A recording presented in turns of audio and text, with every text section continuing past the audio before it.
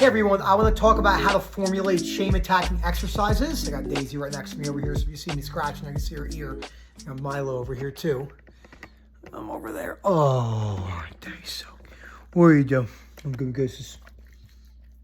Rob thinks that's disgusting. That's because Rob's a weirdo, right? Dogs can kiss your face. It's the best thing ever. So I want to talk about why shame attacking exercises are so important, why they were critical for my recovery, and why I think they're critical for most people's recovery, since the primary fears are self and other rejection, primarily self-rejection and the way OCD fears make you feel, and then we're going to go from there. Before I go any further, please subscribe, hit that like button down below. Let me know what you think about this video. Again, this is a very important topic.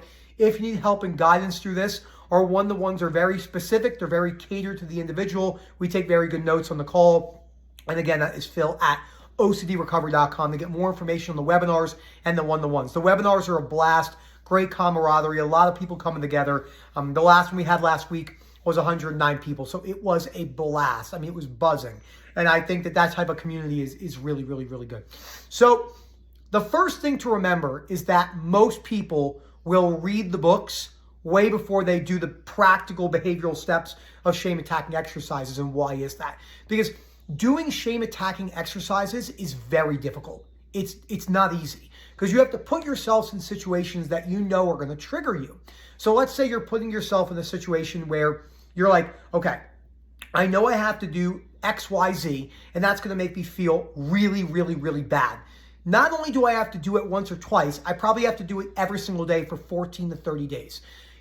If I told you right now that you have to learn to ride a bike or learn to speak another language, let's say French, are you going to learn French by speaking and practicing it 1 hour every 4 months? Or are you going to learn better by doing 3 hours a day for 40 days in a row? Now that's an exaggerated response. You don't have to do shame attacking exercises 40 days in a row for 3 hours a day, but the practical side is clear. So let's say you have fears based around POCD, harm OCD, rejection, and morality. You're going to have to read articles every day, 10 to 15 minutes, unless you're compulsively reading them. This is why the one-to-ones are so important. I have to see already what you're doing and then formulate those in the meantime. But let's say you're totally avoiding them, like many people are. Reading an article like that every single day for 30 days in a row. Let's say you have social anxiety. Going out 30 days in a row, I have like 10 to 15 people right now on what I like to call exposure counters, where they're for 30 days, I say at the end of the day, send me a 1 or a 2 or a 3, and I just like it. So I have some people that are on day 27. One person just finished last week at day 30 who was very, they're like, I've read all the books, I made a bunch of progress. I don't care how many books you read on any subject. If you don't practice that particular thing, it's not that it's worthless knowledge, but knowledge is not power. That's the biggest myth in all statements. Knowledge is power. Knowledge is not power. Knowledge is absolutely not power. It's knowledge plus primarily application is power, plus trial and error, plus learning from your mistakes, staying calm, adapting quickly and efficiently, and moving forward in your life. It has nothing to do with knowledge. I know plenty of people with lots of academic knowledge that have achieved very, very little in their lives because practically applying it is fucking tough, right? You can know all about anger management until it comes to actually zipping your mouth and going about your day. So putting yourself in situations such as, let's take that one, right? Anger, fear, rejection, putting yourself in the big 3 conversations, right? Money, politics, religion. It's not about agreeing with the other people, but accepting them. Maybe you're someone that has more liberal, progressive policies in mind. You speak to someone who's more conservative or right-wing Republican in America. Obviously, there's 3 or 4 parties in Canada, and I don't know the political systems in the UK except for, pieces of it. But having conversations with other people, seeing why they think that way, engaging in conversations with people about what's your opinion of people who murder people, what's your opinion of people who are sex offenders, just hearing people regardless of how triggered you are and having a conversation. You don't have to even apply rational thinking into them. You could just listen. You could even agree with them. Yeah, I think that too. Even when your brain's like, you are that person, you're an evil monster, you're terrible, stuff like that. When it comes to body image and self-acceptance shame attacking exercises, there's a lot of different things you could do. I work with people who have not worn shorts for years, people who have not worn certain clothing. Someone like me didn't wear underwear for 10 years because I hated the way it felt. Didn't wear a belt at all. Never wore a belt because I was petrified of how it constricted my stomach. It's why I didn't wear the the underwear either. I only wore certain shirts. So like I only wore like tighter shirts like this because anyone that lifts weights knows that those shirts make you look more muscular. But I wear a mixture of shirts like this and big ass baggy shirts. Actually, one of my favorite outfits is like super skinny jeans and big ass baggy shirts. I look like a fucking idiot. I look so stupid. I have this image of Lil Wayne, of Mac Main buying Lil Wayne a 720 McLaren. You can look it up on YouTube, like Mac Main buys. And like when Lil Wayne comes out of the studio in Miami, he's in like skinny black jeans with like this long scarecrow black shirt like down to his knees. It's the most ridiculous outfit, but I love that. I just love the way it looks. Erica's like, you are so embarrassing when we go out. But I used to never change up the way I look or stuff like that. I wear baggier jeans kind of like I am now, and I wear more skinny fit jeans. So there's all sorts of different, I wear dress shirts, I wear thermal shirts, I wear flannel shirts, I wear big jackets, so I'm all over the place. So exposing yourself to clothes that you wouldn't wear. Females, leaving the house without makeup. Yes, you can do it. You don't need to look presentable all the time. That's a myth. Going to the gym without makeup on, you're going to look like shit anyway. I mean, it's just the reality of it. So when I was at Ultra in Miami, I cannot believe it's been 7 weeks already. When I was at Ultra in Miami, there was 2 girls in front of me in the techno stage called the Megastructure. It's hot as shit in there. It's completely enclosed. And they are super done up, looking super pretty, and they're doing their makeup like every hour to make sure their mascara isn't running. You will never be able to develop unconditional self-acceptance if you're doing that. It's the two of them don't match. It's like saying, I'm going to do crystal meth and recover from crystal meth. It's like, no, that's like 2 negatives coming, like, ding, ding, just bouncing off each other. It's not going to happen. It's the same thing. I'm going to develop unconditional self-acceptance. How are you going to do that? Plastic surgery, lips done, nose jump done, boobs jobs, Botox, skin surgery. It's not that those are inherently bad. It's not that you can't develop unconditional self-acceptance whilst doing those things, because then you could fight back at me and say, well, if that's your case, then why would you ever go to the gym? Terrific point. But there's a lot of other benefits to going to the gym. Hard work, consistency, day in, day out, not seeing the results. Boobs done, lips done, skin done, all that is instant gratification. Boom, boom, boom, boom, boom, instant gratification. So like I've been in the sun my whole life. So like I already starting to get wrinkles on my head, and I'm going to be in the sun forever. But I lived in Florida, and people were always like, do you put on sunscreen? I'm like, yeah, put on oil. They're like, you're an idiot. I'm like, I know. Or those are drastic responses. I'm not saying you can't use sunscreen or you can't use ear protection, but we've taken it to the extreme. That's how you expose yourself to these things. There are millions of ways. Stop taking photos with lighting. Stop taking the same photo hundreds of times before you post it. Stop asking your friends for self-reassurance on how you look.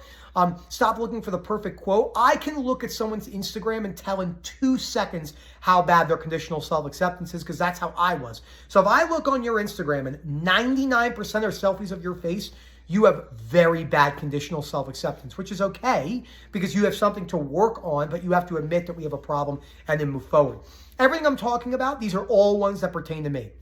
Like I said, do you have any idea how scared I was to just lift up my shirt and do this? Oh my God, I would have had a meltdown, a conniption, like total conniption, panic attack. First of all, I wouldn't have done it because I lived in Florida and I lived a couple miles from the beach, and I never would go to the beach. And if I did, I would like lay in the sand or always be in the water. And oh my God, it was so compulsive. But that's because my fear of conditional self-acceptance was so bad. So, and you're never going to get to a spot to where you don't care what people think about you. You hear book titles called like The Subtle Art of Not Giving a Fuck. That's a sexy title, but the title is incorrect just on face value. It has nothing to do with not caring what people think about you. That's not the goal of a shame attack. You need to care what people say about you because that's how you redirect and focus in many aspects. If you're going on 10 dates and women are like, you smell like shit, you need to care about that to a degree to go, maybe I should take a shower and then change and go forward. But it sounds really cool. It gives an idea of like, I don't care what anyone thinks about me. I don't care. The people that yell about not caring what people think about them, they care the most. And I can think of 5 to 10 people right now with big platforms who scream on stages all day about not caring what people think about them. And I get it. I have the utmost sympathy, but you care the most. You care more than most people, and those people already care a lot. So it has nothing to do about not caring what people say about you. Again, I know it's redundant. I know it's repetitive. It's about accepting, being able to weigh those decisions. Ray Dalio, in my opinion, puts it the best. Weighted decision making. Everyone's opinion is going to have different weighted, right? If you're going on dates with a girl and you really like this girl and she's saying, hey, I don't like this one thing about you, I'm not saying you have to change. You might want to weight that decision versus maybe a friend of yours who's gay, for one example, that's giving you opinion, but you're like, I'm not, like, let's say Momo was giving me opinion. It's not like I wouldn't listen to Momo. I respect him greatly. But maybe I'd be like, I'm going to take maybe the opinion from a female since I'm heterosexual. That's just one opinion, one of many. So you have to do weighted decision making, but it has nothing to do with not caring. You're never going to get to a spot. I've never met the person where you do not care at all is what your body looks like. Even people who are very out of shape, don't exercise, they still have an awareness because they beat themselves up. I've worked with many people like this in my chiropractic where like, I really don't like the way they look. They're just not chronically anxious about it. You need to understand this principle in order to move forward with shame attacking exercises. The goal is to trigger you, bring that down to a concerned state long-term whilst changing your beliefs and your opinions on that. But if your goal is to not care what anyone thinks about you, you're going to be hitting your head against the wall over and over because that's actually not the goal of these things. The goal is to care in a balanced, healthy way. So thank you for watching. I hope you enjoyed this video. I'll show the dogs again. Daisy is such a brat. She always like hit me with her head. She's like, will you pet me? Will you pet me? Will you pet me? No, I'm not going to pet you. But I am going to pet her because I'm a sucker. Look at that. Let's get the little spot. Where's the little spot right there? Oh, these kisses. And we got Milo over there, per usual. You know, she was really very important to me when I was going through my OCD at the worst because when my OCD was horrendous. I mean, I was so suicidal for so long. Not that Erica wasn't the best thing to ever happen to me in many ways, but so are my dogs. I mean, my dogs really do mean a lot to me, and they've helped me in many, many ways. And, you know, Daisy's been here since the beginning. She was here. My OCD became chronic. I got Milo like a couple weeks after I put my video games away, which is wild. May 2020, so I was still in like a really bad spot, really bad. But I was just so happy to get another dog. And then we brought him home and we took a bath together. And I'm like, oh my gosh, like the simplest things in life to me now mean so much. I can sit in the lawn in a busy intersection, just listening to the cars and the trees. And I never would have appreciated that if I didn't go through my OCD suffering. Something as simple as like having a plant in our living room, you know, next to all of our dog toys. By the way, Daisy's been going in there and like licking the fertilizer. I'm like, bro. Then she threw up over the ground. I'm like, dude. And she's like, I don't understand what I'm doing. So I was like, should we get like a guard for around that? I don't know. So you got to have fun. You got to laugh when you're doing this stuff. Shame attacking exercises are not easy, but they're important to laugh about because that's how we can get through some of the toughest ones. Thank you again, Phil at OCDrecovery.com, and I hope to hear from you soon. Have a good one, everyone.